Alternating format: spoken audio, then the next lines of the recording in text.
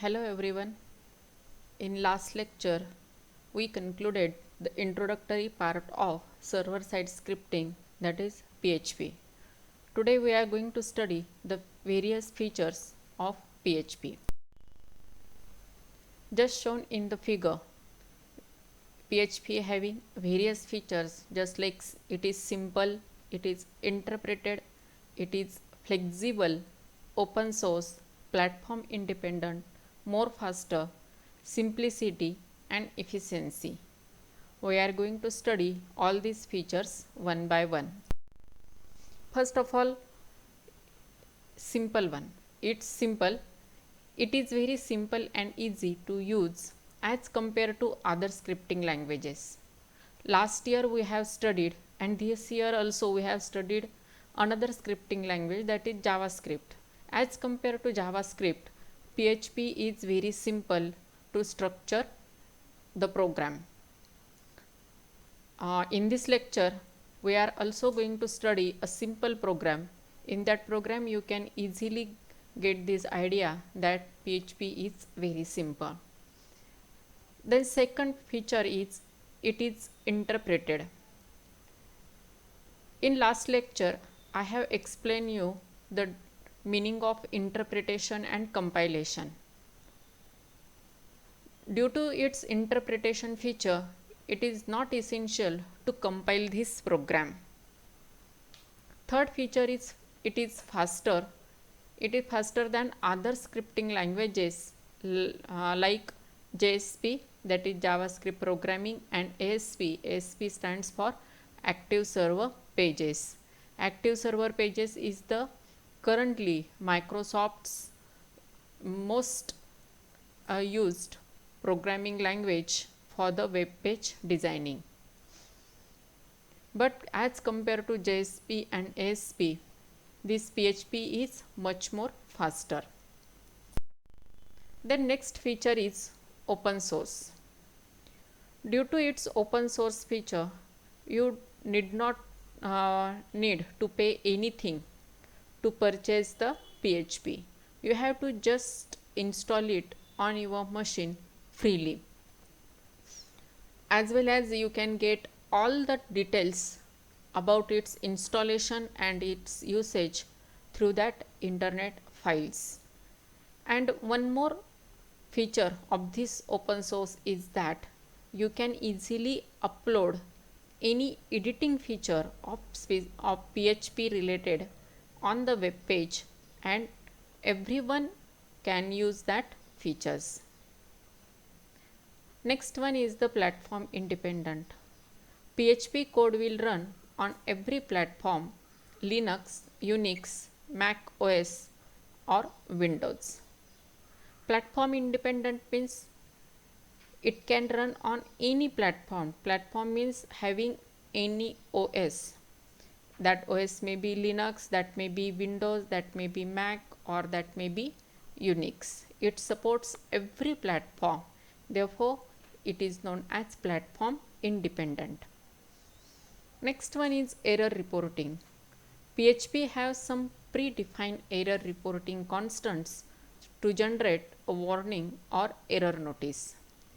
In our programming, we will see this feature also, how PHP displays an error. The next one is case sensitivity. PHP is case sensitive scripting language, while declaration of variables and its use in the program. In PHP, all keywords just like if, else, while, echo, classes, functions and user defined functions are not case sensitive. That means what is the main functional part of the PHP is not case sensitive, but other declaration part just like variables, that is case sensitive. We will study this feature through program. Then real time access monitoring. PHP provides access logging by creating the summary of recent accesses for the user. That means you can easily access that within the specific time how many users have accessed that specific file or access the PHP software. And one more feature is loosely typed language. PHP supports variable usage without declaring its data type. That means it is not essential to declare its data type initially while declaring the variable. We can directly declare it at the execution time. It will be taken at the time of execution based on the type data has its value. Since the data types are not set in a strict sense, we can do things like adding a string to an integer without causing an error. In this feature, it is not essential to declare the data type. Naturally, what happens? Without declaring specific data type to the variable and to its value, we can add string with integer and integer with string. Okay, these are some of the features of PHP. Now let's see a simple program in PHP. Before starting the program, let's see some details about the programming for PHP. A PHP file normally contains HTML tags and some PHP scripting codes. The PHP code is usually enclosed in special start and end processing instructions, that is just the angular brackets, just like we are using in HTML.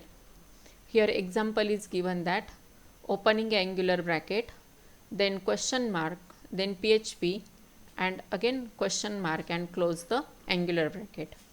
That allow us to move into and out of PHP mode. Okay, it will enter us into the PHP mode and it will exit us from the PHP mode. Even it allows to embed HTML code within PHP code. That means we can combine HTML and PHP. All the PHP files have the extension .php. Just like HTML, all HTML files having the extension .html. Similarly, all PHP files having the extension .php. A PHP script can be placed anywhere in the HTML document. As per our requirement, we can set it where to add the script of PHP in the HTML file. For example, PHP program to display the text hello world on a web page. Here echo, this keyword is used to display the text on a web page. Let's see the program.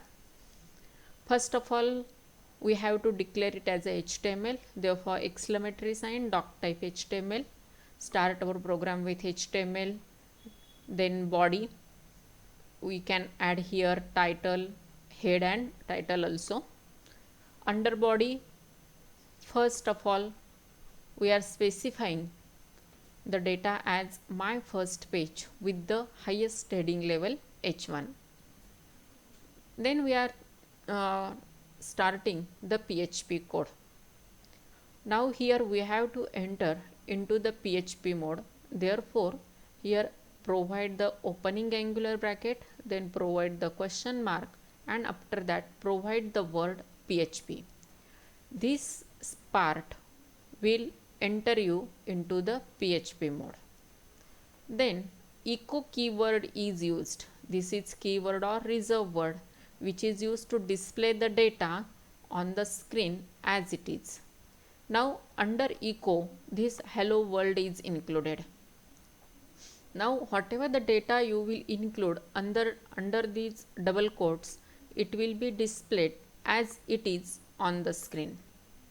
Here H and W is in capital format, therefore output format will be in the capitals. Got it? Then we have to come out from the PHP. Therefore here provide again question mark and angular bracket. From this tag, or this tag will exit us from the PHP. then end of body and end of HTML. You can see its output here. First of all, h1 heading level as my first PHP page, then PHP tag with echo statement. Due to echo statement, it will display hello world as it is.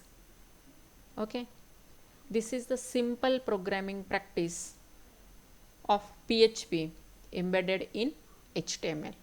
This is the simple format for using the PHP. Got it?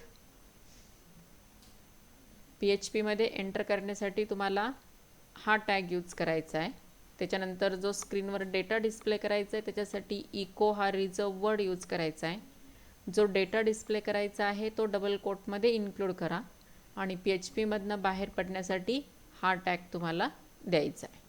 Simple thing.